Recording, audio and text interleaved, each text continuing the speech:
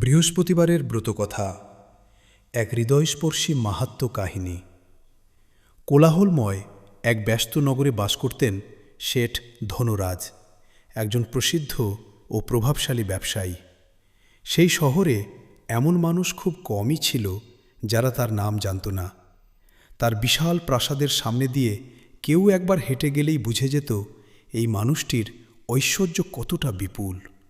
উঁচু উঁচু দরজা, সাদা মার্বেলের ঝকঝকে আঙিনা, সুশোভিত কক্ষ আর সর্বদা আসা যাওয়া করা ব্যবসায়ীদের ভিড়, সব কিছু যেন নীরবে বলে দিত তার সাফল্যের গল্প। দূর দূরান্তের শহর থেকে শস্য, বস্ত্র, মশলা এবং মূল্যবান সামগ্রীর ব্যবসা করে তিনি এমন বিপুল ধনসম্পদ অর্জন করেছিলেন যে মানুষ তাকে নগরের সবচেয়ে ধনী ব্যবসায়ী বলেই চিনত। কিন্তু ধনরাজ সবসময় এমন ছিলেন না। একসময় তিনি ছিলেন একেবারেই ভিন্ন মানুষ, সরল, সৎ আর দয়ালু হৃদয়ের অধিকারী। ব্যবসার শুরুতে তিনি গ্রাহকদের সঙ্গে সততার সঙ্গে আচরণ করতেন, দরিদ্রদের সাহায্য করতেন আর প্রতিদিন ভগবানের নাম ভক্তি ভরে স্মরণ করতেন। তখন মানুষ তাকে শুধু একজন ব্যবসায়ী হিসেবেই নয়, একজন সৎ ও ভালো মানুষ হিসেবেও শ্রদ্ধা করত। কিন্তু সময়ের সাথে সাথে ধন, ঐশ্বর্য আর অহংকার ধীরে ধীরে তার হৃদয়কে কঠিন করে তুলল। ভগবানের নাম জপ করা বন্ধ হয়ে গেল, দরিদ্রদের সাহায্য করা ভুলে গেলেন তিনি। এমনকি কখনো কখনো অহংকারে মানুষের সঙ্গে খারাপ ব্যবহারও করতে লাগলেন। এই পরিবর্তন দেখে দেবগুরু বৃহস্পতি চিন্তিত হয়ে উঠলেন। তিনি ঠিক করলেন ধনরাজকে শিক্ষা দিতে হবে। একদিন একজন বৃদ্ধ ব্রাহ্মণের বেশ ধরে তিনি ধনরাজের দরজায় এলেন। নম্রভাবে বললেন, বাবা, একটু জল আর অন্ন কি পাওয়া যাবে?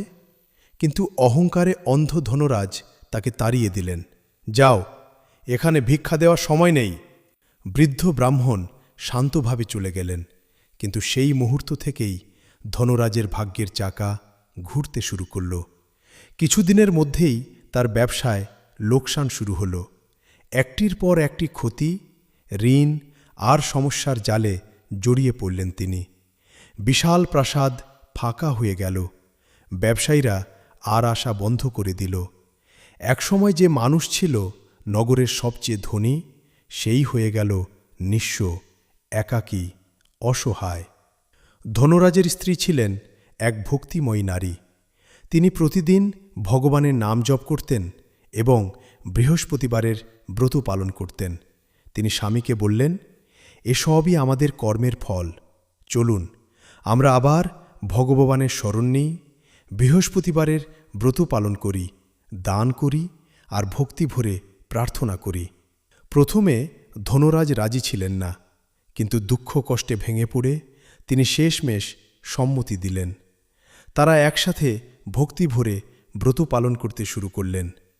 হলুদ বস্ত্র পরিধান, গরিবদের অন্নদান আর নিষ্ঠার সঙ্গে ভগবানের নাম স্মরণ, সব কিছু তারা আন্তরিকভাবে করতে লাগলেন। ধীরে ধীরে অলৌকিক পরিবর্তন আসতে শুরু করল। হারিয়ে যাওয়া ব্যবসা আবার ফিরতে লাগল, ঘরে সুখ শান্তি ফিরে এলো, অভাব দূর হয়ে গেল। একদিন সেই একই বৃদ্ধ ব্রাহ্মণ আবার তাদের সামনে উপস্থিত হলেন, কিন্তু এবার তার মুখে ছিল এক দিব্য আসল রূপে প্রকাশ পেলেন। তিনি ছিলেন দেবগুরু বৃহস্পতি। ধনরাজ ও তার স্ত্রী ভক্তি ভরে তার চরণে লুটিয়ে পড়লেন। দেবগুরু আশীর্বাদ করে বললেন, যে ব্যক্তি ভক্তি ভরে বৃহস্পতিবারের ব্রত পালন করে, দান করে আর ভগবানের নাম স্মরণ করে, তার জীবনে কখনো অভাব থাকে না। এই কাহিনীর শিক্ষা, অহংকার মানুষকে পতনের দিকে নিয়ে যায়। ভক্তি, দান ও সৎকর্মই জীবনের আসল সম্পদ। ভগবানের প্রতি বিশ্বাস থাকলে দুঃখ একদিন না একদিন দূর হবেই। সবাই মিলে বলুন, জয় দেবগুরু বৃহস্পতি দেব।